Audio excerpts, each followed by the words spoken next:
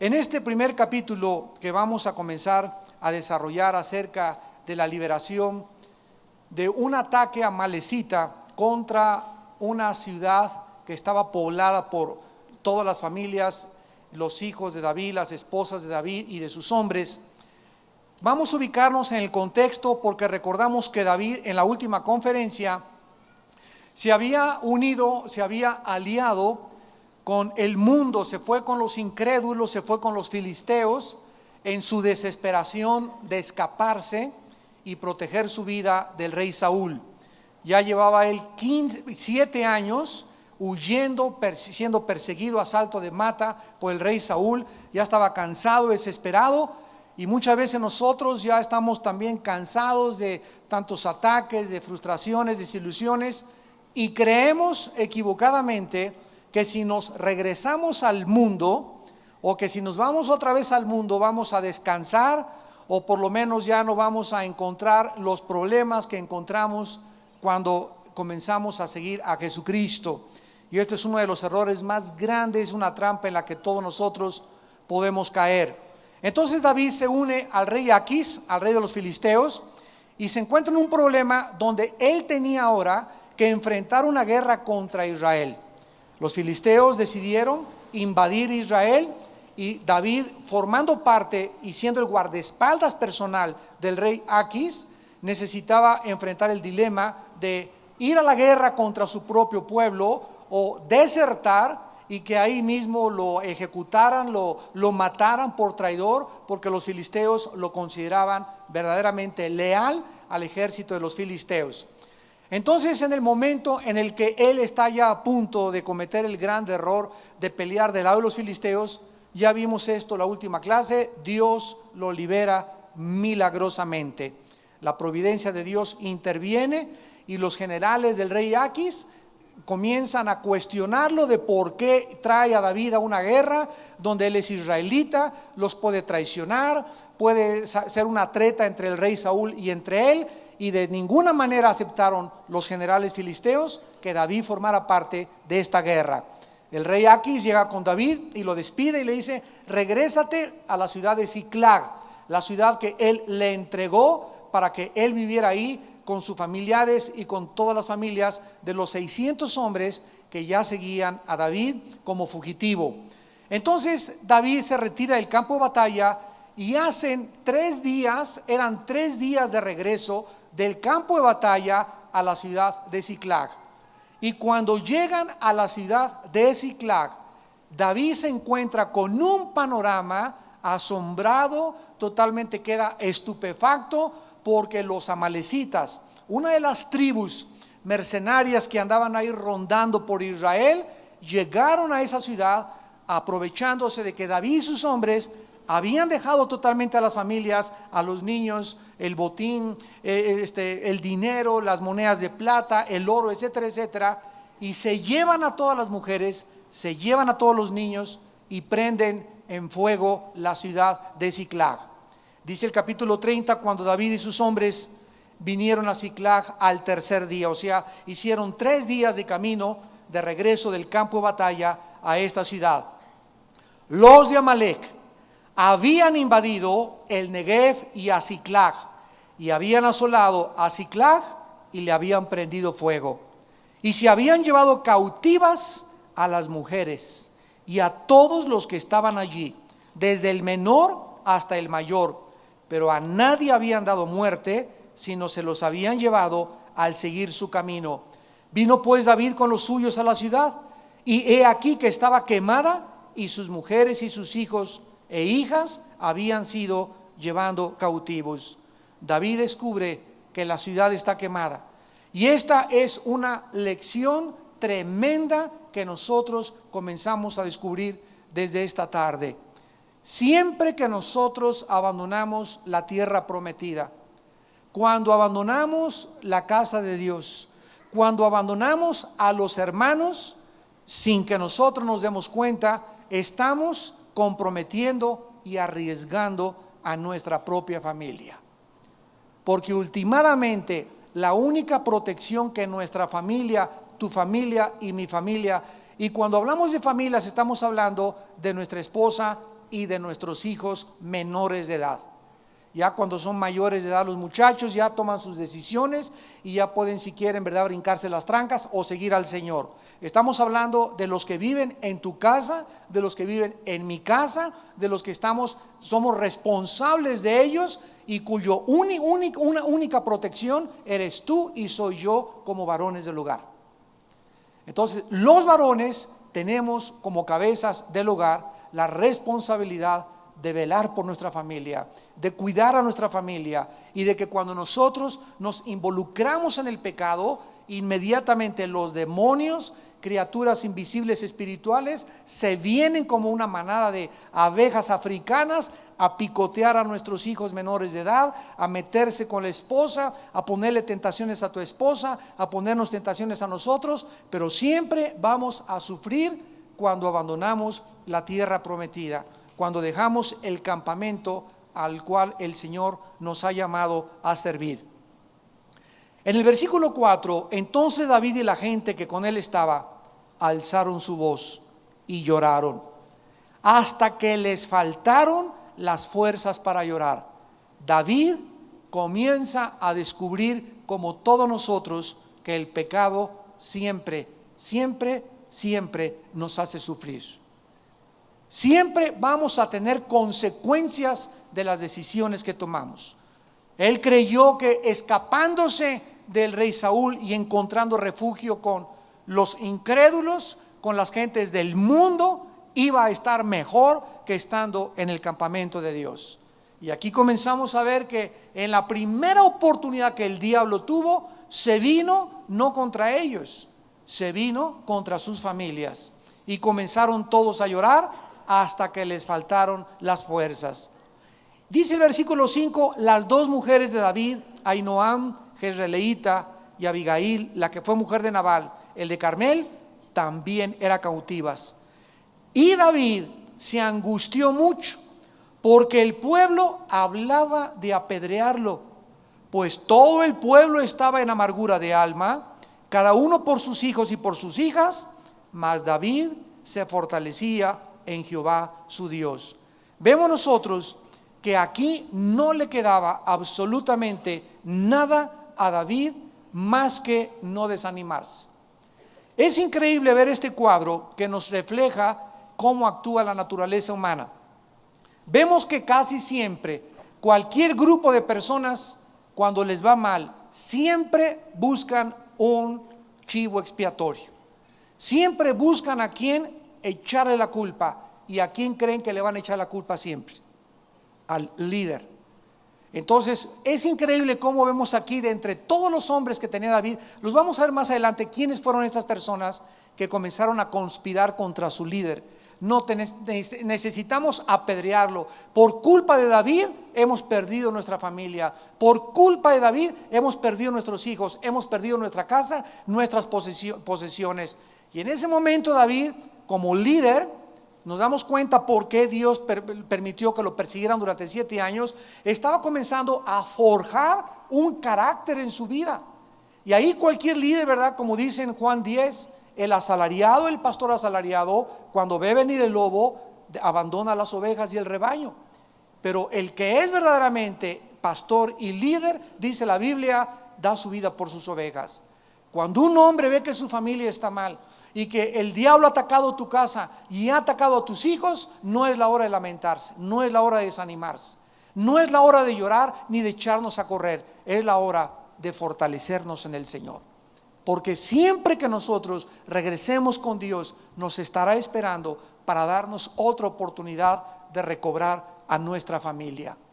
La palabra que se usa en el versículo 6, David se fortaleció en Jehová su Dios, es la palabra chazak en el hebreo. Esta es una palabra muy importante, chazak con K al final, y significa lo siguiente: significa tener valor o armarse de valor, significa afirmarse, unirse o pegarse, esforzarse. Es la palabra que Dios le dice a Josué en el capítulo 1: mira que te mando que te chazak y seas valiente. Mira que te mando que te esfuerces, que te acerques al Señor, que te armes de valor porque vas a comenzar a pelear. Y este es el valor, esta es la fortaleza, este es el consuelo, este es el ánimo que el Espíritu Santo nos da. ¿Desde cuándo caeríamos todos nosotros desmayados? Como dice el Salmo 27, el rey David: hubiera yo desmayado si no creyese que veré la bondad de Dios en la tierra de los vivientes. Hubiera yo desmayado si no creyese. ¿Qué es lo que nos impide que desmayemos? ¿Qué es lo que nos impide que nos desanimemos? Creer. Hubiera yo desmayado si no hubiera creído. Dice en segunda de Pedro 1, Dios nos sostiene con su poder mediante la fe.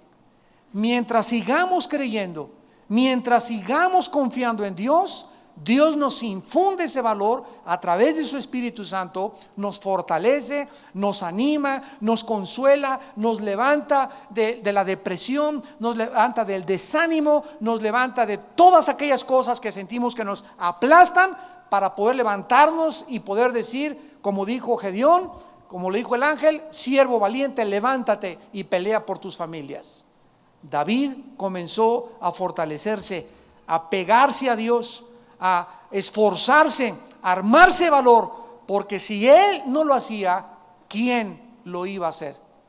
Si en tu casa, varón que me escuchas, no eres tú el que te fortaleces, no eres tú el que te animas, ¿quién le va a infundir entonces valor y ánimo a tu esposa?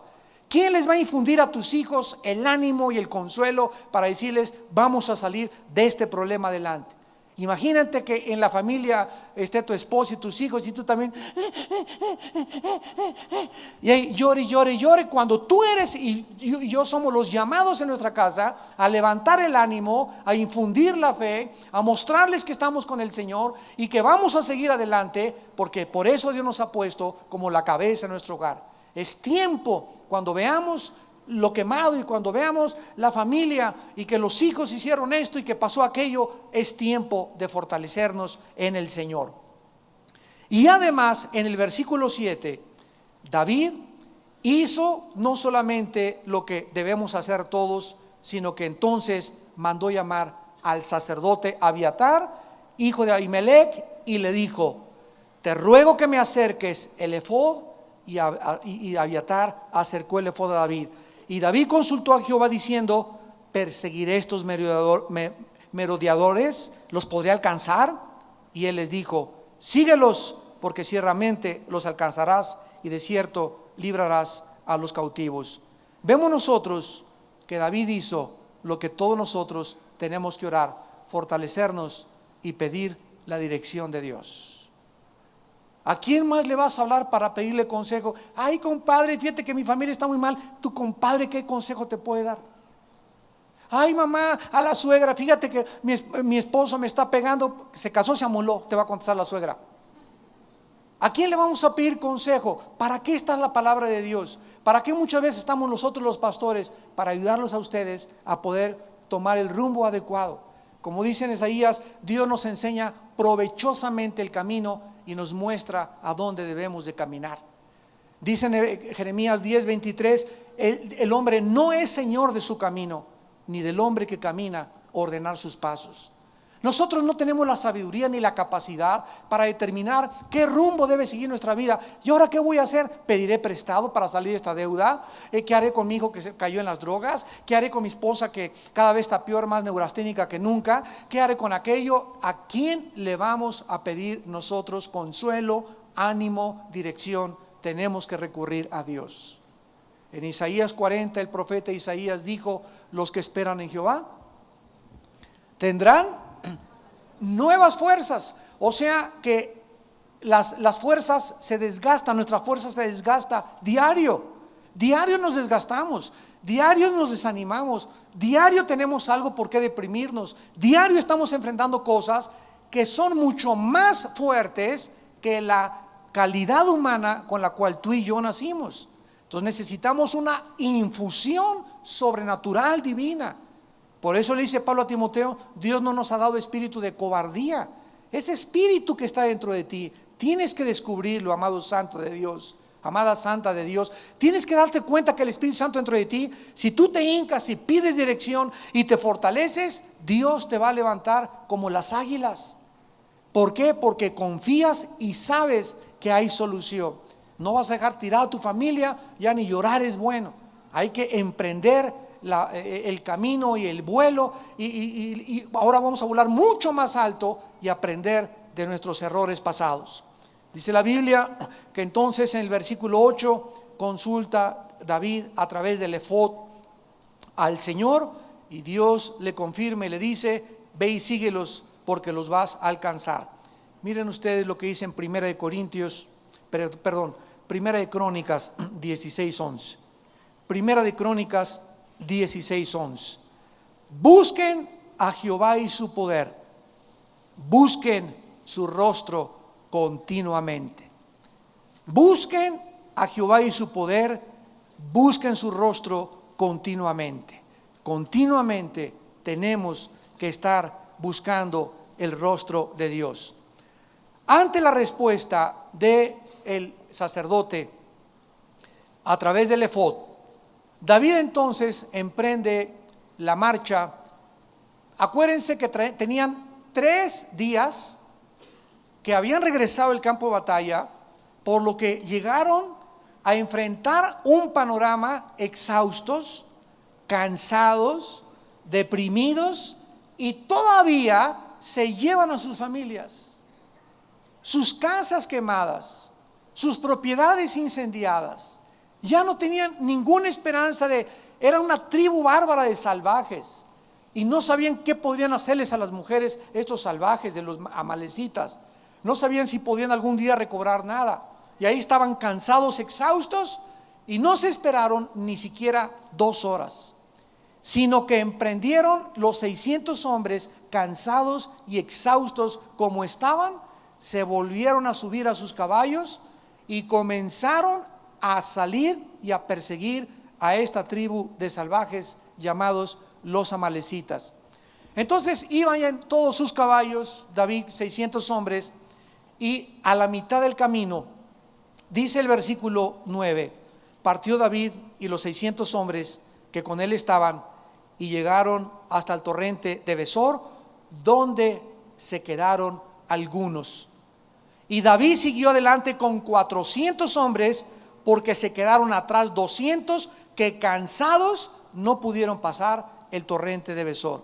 O sea que la tercera parte del ejército de David. No solamente David enfrentaba la tragedia de la pérdida de las familias, el cansancio de los 3 días, sino que ahora a la mitad del camino 200 hombres le dicen a David: amo, jefe, patrón, ya no podemos seguir adelante, estamos demasiados cansados. David no los agredió, como se acuerdan lo que sucedió con el rey Saúl cuando tuvo este problema con los soldados, que hasta les dijo que no comieran y que ayunaran a fuerza cuando estaban en tiempo de guerra. ¿Se acuerdan? Que viene Jonatán y agarra un pedazo de la miel y por eso casi mata a su propio hijo. David no les dijo nada, se quedaron los 200 hombres a descansar y David emprendió y continuó la búsqueda de los amalecitas con 400 hombres nada más. Y ahí iban en el camino buscándolos, cuando se encuentran de repente a una persona tirada ahí en el desierto, que resulta ser un egipcio. Y este egipcio tenía 3 días tirado ahí en el camino, que no había comido ni bebido, porque él había formado parte del grupo de soldados que atacaron la ciudad de Siclag. Este egipcio lo habían abandonado los amalecitas a la mitad del camino, porque ya no podía caminar o querían deshacerse de él, pero ahí se quedó y se lo encuentra David. Dice el versículo 11: y hallaron en el campo un hombre egipcio. Lo trajeron a David, le dieron pan, comió y le dieron a beber agua. O sea, nos damos cuenta que a pesar del cansancio, a pesar de los problemas, de los traumas, de lo deprimido que iban todos, David continuaba con un corazón compasivo por la gente. Cualquiera hubiera pasado: ya tenemos muchos problemas para todavía cargar con ahí déjenlo. No, se pararon, le dieron de comer y le dieron de beber. Y miren ustedes, qué increíble que los amalecitas abandonaron a este hombre para que se muriera en el desierto. Y este hombre que los amalecitas, perversos, crueles y salvajes, abandonaron, es el hombre que David y su ejército lo encuentran, y es el hombre que les dice en dónde se encuentra el campamento de los amalecitas. Como lo que sembramos en la vida recogemos. Un vaso de agua que tú le des a una persona en la calle, insignificante, ayudar a una persona que tú no sabes ni siquiera si te puede recompensar algún día. Jesús lo dijo: un vaso de agua que ustedes lo den en mi nombre les será recompensado en esta vida y en la otra también. Dice el versículo 12: le dieron un pedazo de masa de higos secos, 2 racimos de pasas, y luego que comió, volvió en él su espíritu, porque no había comido pan y bebido agua en 3 días y 3 noches. Y entonces, ya que estaba repuesto, ¿verdad? Y ya que estaba otra vez con ganas y recuperado, David le dijo, versículo 13: ¿de quién eres tú y de dónde eres? Y él respondió, el joven egipcio: yo soy siervo de una amalecita, y me dejó mi amo hoy hace 3 días, porque estaba yo enfermo. Pues hicimos una incursión a la parte del Negev, que es de los hereteos y de Judá, y el Negev de Caleb, y pusimos fuego a Siclag. O sea, este hombre egipcio, que estaba como mercenario trabajando con los amalecitas, él no sabía quién era David, él no sabía quién era ese ejército, no sabía que andaban buscándolos a ellos. Y les dice: yo pertenezco, y hace 3 días asaltamos un campamento y le prendimos fuego. Y ahí era, ¿verdad?, para que saliera David, sí, con que tú no debes, paz, y agarrarlo a espadazos y hacerlo pedacitos o carnitas ahí mismo. Sin embargo, dice la Biblia en el versículo 15, inteligente y astutamente le dice a David: ¿me llevarás tú a esa tropa? Y él le dijo: júrame por Dios que no me matarás, ni me entregarás en mano de mi amo, y yo te llevaré a esa gente. Le llevó pues, y estaban desparramados todos sobre aquella tierra, y comiendo y bebiendo y haciendo fiesta por todo el gran botín que habían tomado de la tierra de los filisteos y de la tierra de Judá. Vemos nosotros que una vez recuperado, lo interroga David, y descubren un esclavo egipcio abandonado, informándoles a David y a sus hombres cuál era el programa y la agenda de los amalecitas. Sabiendo este egipcio, ¿verdad?, que conocía los planes de los amalecitas, David le pregunta si les podía dirigir hacia dónde estaban localizados sus enemigos. Y al hacer esta pregunta, David estaba corriendo un riesgo peligrosísimo, porque este egipcio podía traicionarlos. Les podía haber dicho: bueno, los voy a llevar al campamento, y los podía llevar a algún lugar donde pudiera estar enfrente de los amalecitas, y los amalecitas los podían atacar. Pero Dios le había prometido en el versículo 8 a David: persíguelos y alcánzalos, porque librarás a los cautivos. Basado en la promesa de Dios, David se arriesgó a ser traicionado por este egipcio, y ya no dudó si eran sus motivos buenos o equivocados. Él tenía como cierta la palabra de Dios, y conteniendo la palabra de Dios por cierta, David emprendió la búsqueda de los amalecitas. ¿Sabían ustedes que la fe implica un riesgo? Nunca jamás podemos nosotros demostrar que tenemos fe si no nos arriesgamos. Les voy a contar un cuento rápido. Había un señor en una cascada, casi como la altura de las cataratas del Niágara, y estaba dando una exhibición, y le decía a la gente: ¿quién de ustedes allá abajo cree que me voy a meter en este barril y voy a llegar hasta abajo en el barril, en las cataratas? Y toda la gente: sí, aviéntate, todos nosotros, aviéntate. Y entonces les hizo la segunda pregunta: ¿quién de ustedes se sube conmigo al barril? O sea, si están tan seguros de que voy a llegar y que no va a pasar nada, ¿por qué alguno de ustedes no se viene conmigo en el barril? Entonces nos damos cuenta que muchas veces le decimos a Dios: sí, Señor, yo te creo, etcétera, etcétera, pero no damos el paso para arriesgarnos, porque hasta que damos el paso y nos arriesgamos, demostramos que tenemos fe. La primera reacción de la gente en las cataratas fue de una creencia como todo mundo cree. Sí, yo creo en Dios, yo creo que en Jesús. Pero cuando alguna persona se mete al barril y se avienta con esa persona demuestra algo más que creer. Eso es lo que se llama la fe en acción. No es hasta que tú te arriesgas y das ese paso con Cristo y con Dios que demuestras que realmente tienes convicciones. Anoche estábamos oyendo a uno de los candidatos para la presidencia en México, de qué forma lo estaban entrevistando. Y una de las cosas que mi esposa y yo nos impactó fue, ¿verdad?, que nunca contestaba, nunca demostraba convicciones.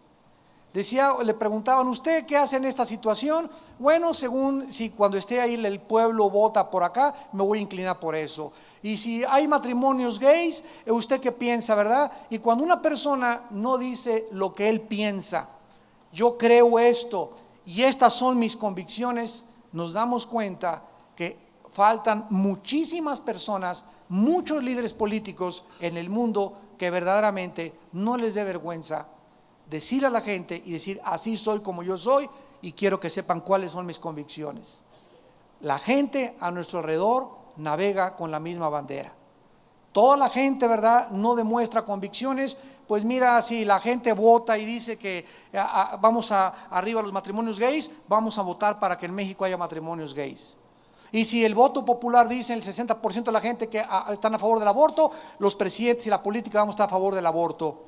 Y cuando nosotros creemos que esa es la democracia, donde el pueblo gobierna en ese sentido, hemos pervertido lo que es la verdadera democracia.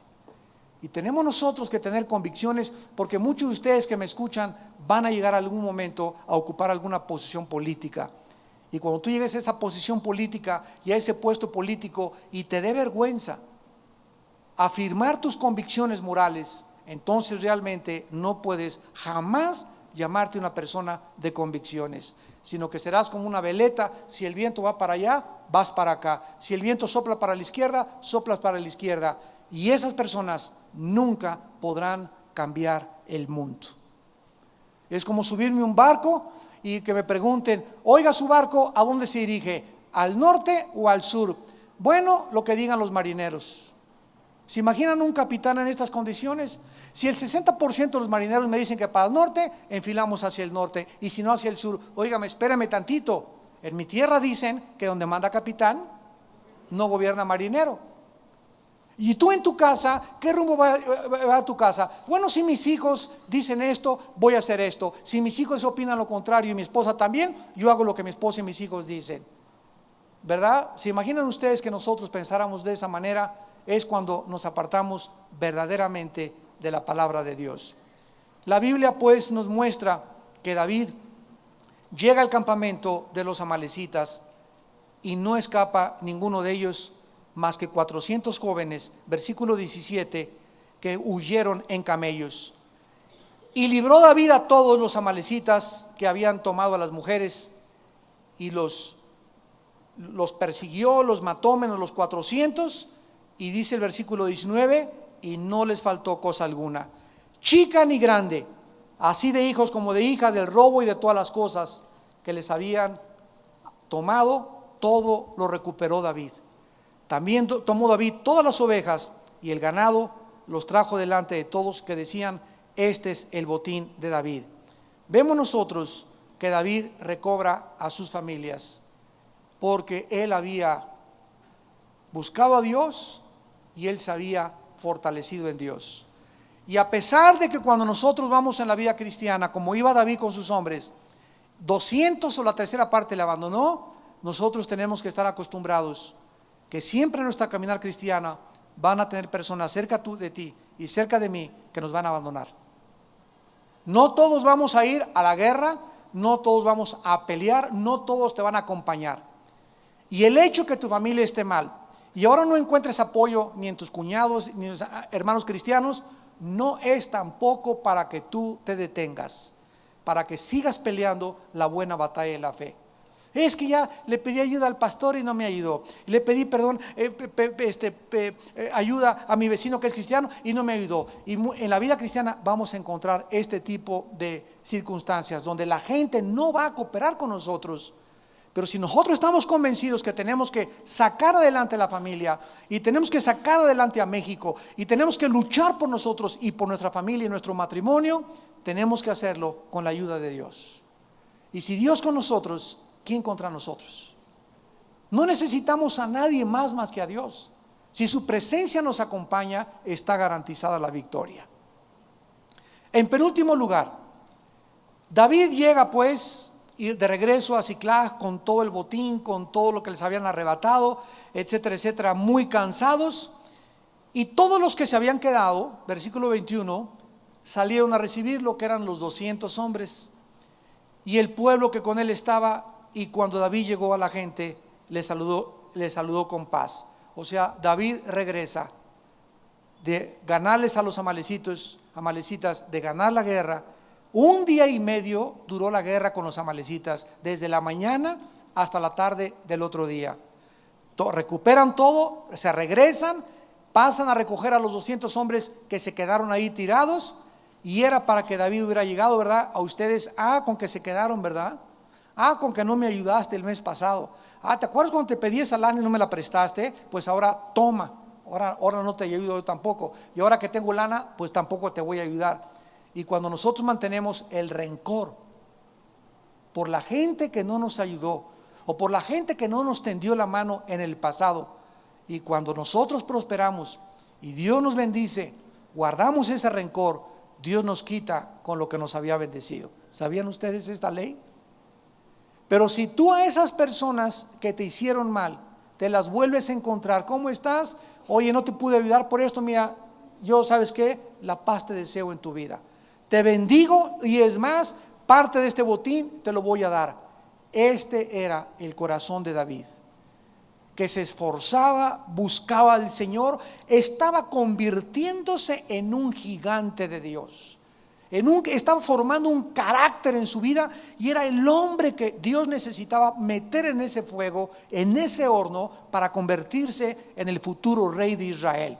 Y todas estas cosas vemos que Dios estaba al control de ellas. No había nada que David estuviera atravesando que no formara parte de su entrenamiento. Y todo esto, repito, con el propósito de subirlo y sentarlo en el trono. ¿A dónde nos quiere Dios llevar a todos nosotros? ¿A reinar? Todos nosotros, dice según 1 Pedro 2:9, somos reyes y sacerdotes. Y tenemos que comenzar a gobernar nuestra propia casa. Tenemos que comenzar a gobernar nuestros propios asuntos. Y tenemos que comenzar a aprender a desarrollar un carácter para que cuando Cristo venga, dice Apocalipsis 20, y vi tronos y los que fueron dignos de sentarse en los tronos. O sea que cuando Cristo venga, no todos los que se dijeron cristianos, ni todos los que fueron a las iglesias, cuando Cristo venga, van a gobernar. Solamente los que pasaron las pruebas en esta vida.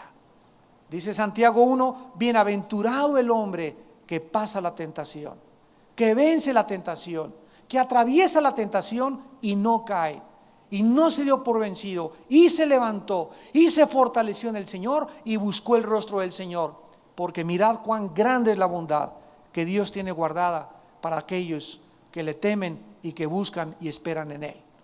Así que David regresa y no tenía rencor con nadie de los que se habían quedado. Versículo 22.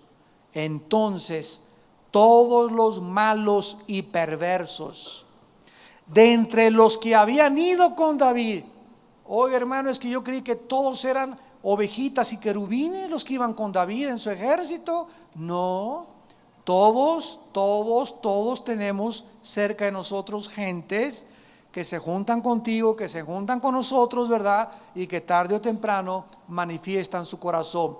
Estos hombres malos y perversos son los que, cuando comenzaron a ver incendiada la ciudad, hablaron y murmuraron para darle pinochetazo a David, para apedrearlo y quitarlo como líder. Y aquí se manifestaron sus corazones. Estos hombres, la palabra perverso, apúntalo en el hebreo, es la palabra Belial. La palabra perverso es la palabra hebrea Belial, que significa hijos del diablo.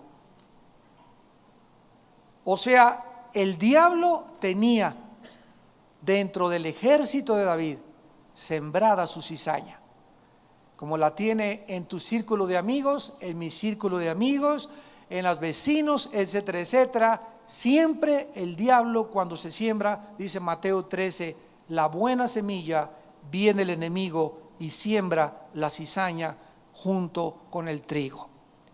Siempre habrá una persona cerca de ti que se va a decir tu amiga o tu amigo y que no conoces sus verdaderas intenciones hasta que pasan las pruebas.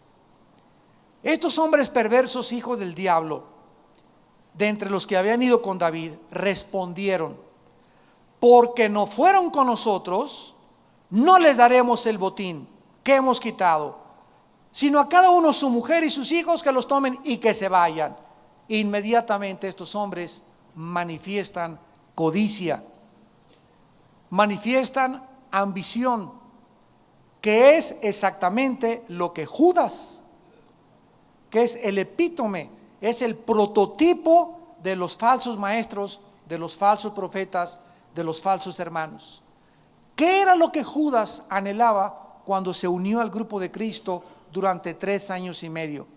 Lo que Judas anhelaba y lo que Judas creía verdaderamente en su corazón es que Jesucristo era el Mesías que vendría a liberarlos del yugo romano y que su reino lo iba a establecer, y que cuando Cristo estableciera su reino, él iba a tomar el puesto de secretario de Hacienda.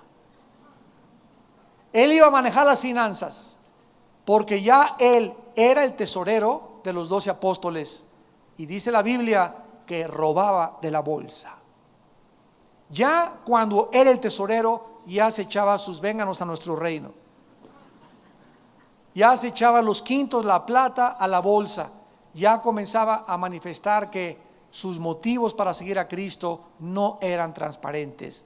Él estaba buscando un puesto, estaba buscando una posición de poder, estaba buscando dinero, estaba buscando fama, poder, popularidad. Por eso cuando se dio cuenta que lo amarraron en Getsemaní, todo, ¿verdad? Ahí agarró las monedas, dijo: no, este ya lo agarraron, ya no va a servir para nada, absolutamente. Ahí está el dinero, ya no queremos nada. Los sacerdotes le dijeron: llévate tus 30 monedas, tampoco las queremos nosotros. Y no, lo único que pudo hacer en su desesperación, se quedó sin chamba, se quedó sin futuro, se quedó sin esperanza. Sus burbujas de jabón se le rompieron, sus castillos de arena se derrumbaron, fue y se ahorcó. Y se rompió la riata y se cayó a un despeñadero, y todas sus entrañas, dice Hechos capítulo 1, se salieron de su estómago. Entonces David, al ver que estos hombres perversos y malos no querían compartir con ellos, versículo 23 les dijo: no hagáis eso, hermanos míos.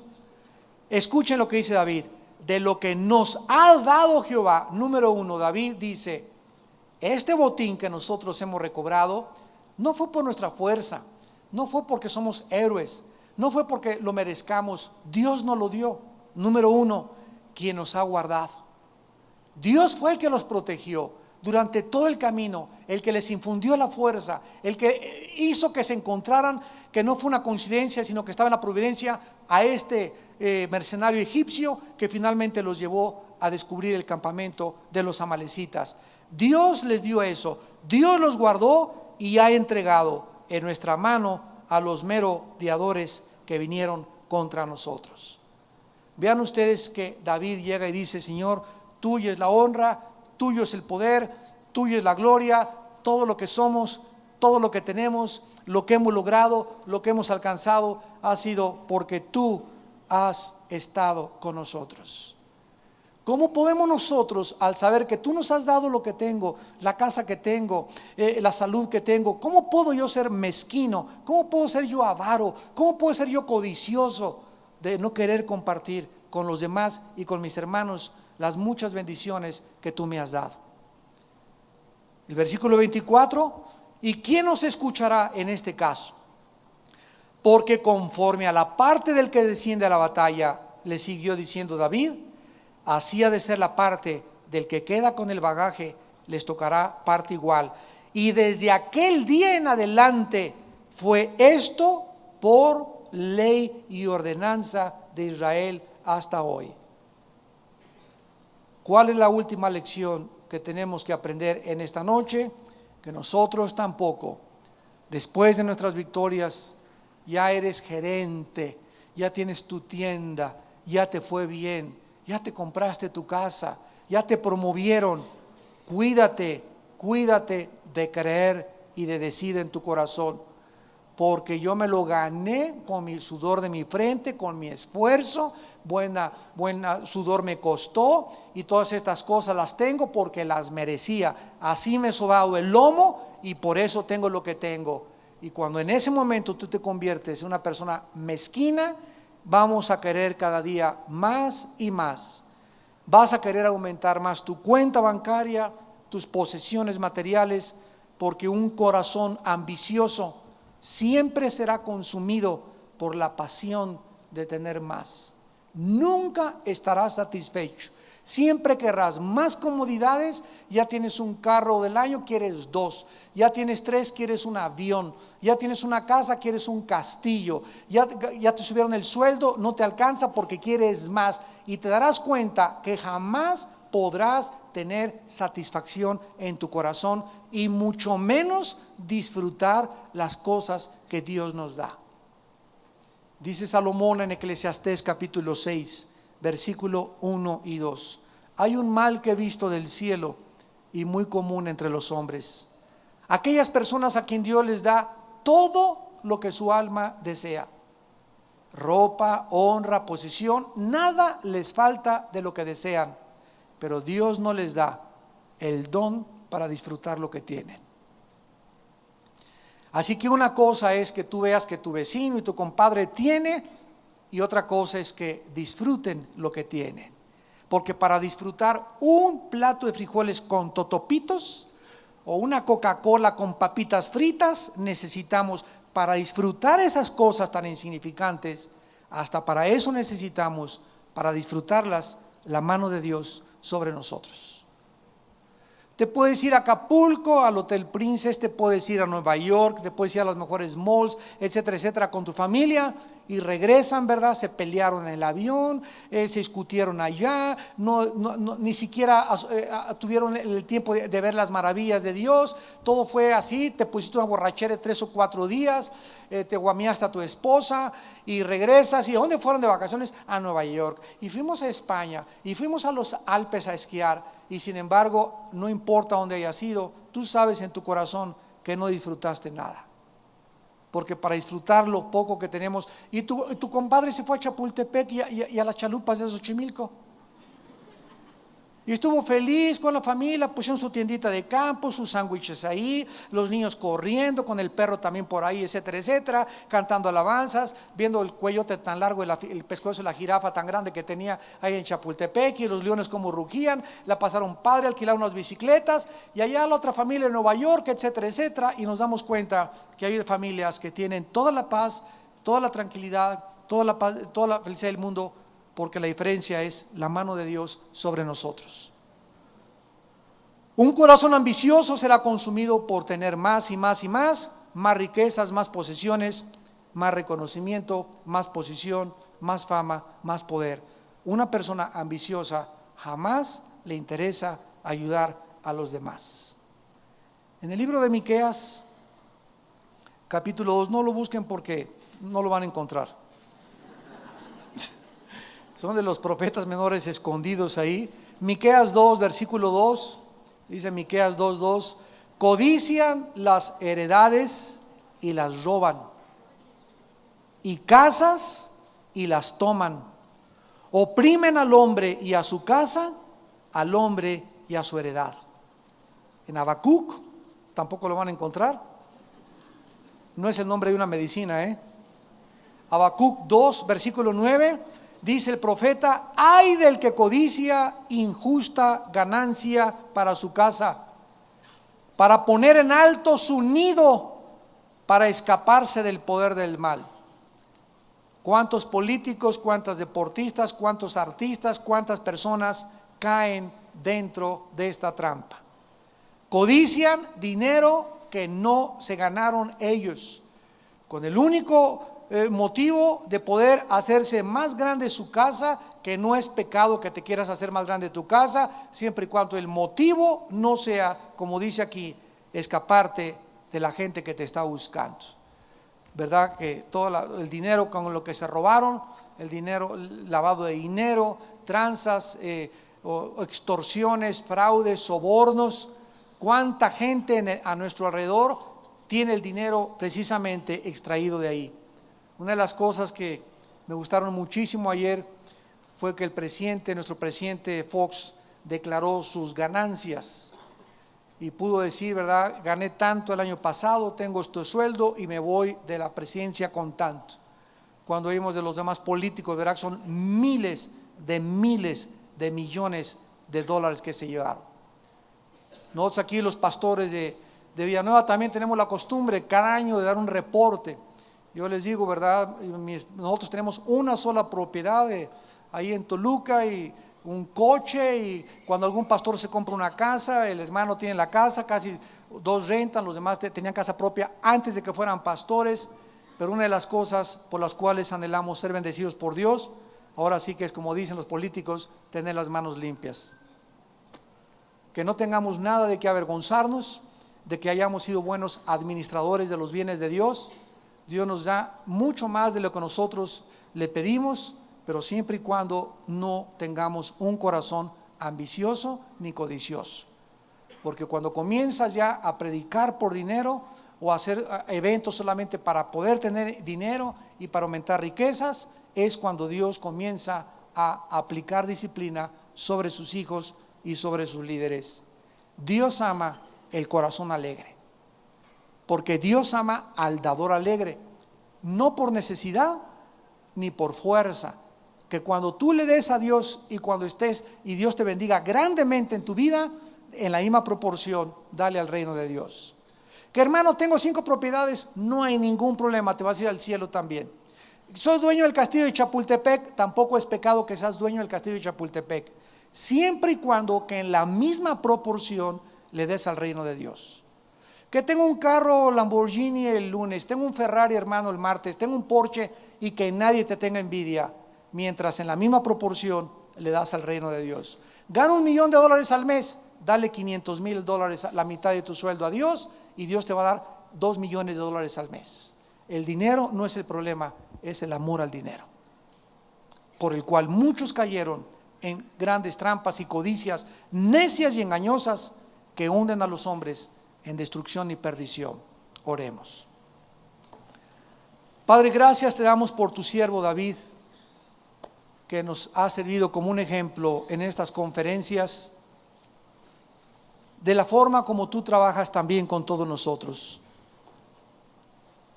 Gracias, Señor, porque le llamaste siendo muy joven al ministerio, y antes de que pudiera sentarse en el trono para gobernar, él no sabía que ibas a trabajar en su carácter muchos años, para que cuando se sentara en el trono de tu pueblo y gobernara tu pueblo, él pudiera, Señor, tener ese carácter que los líderes necesitamos tener, probados por el fuego. Padre, gracias porque tú pruebas a todos los varones principalmente para convertirlos en jefes y en hombres de bien, hombres de valor, que podamos verdaderamente, Señor, sacar adelante a nuestra familia, porque para eso se requiere virilidad y valor y sacrificio.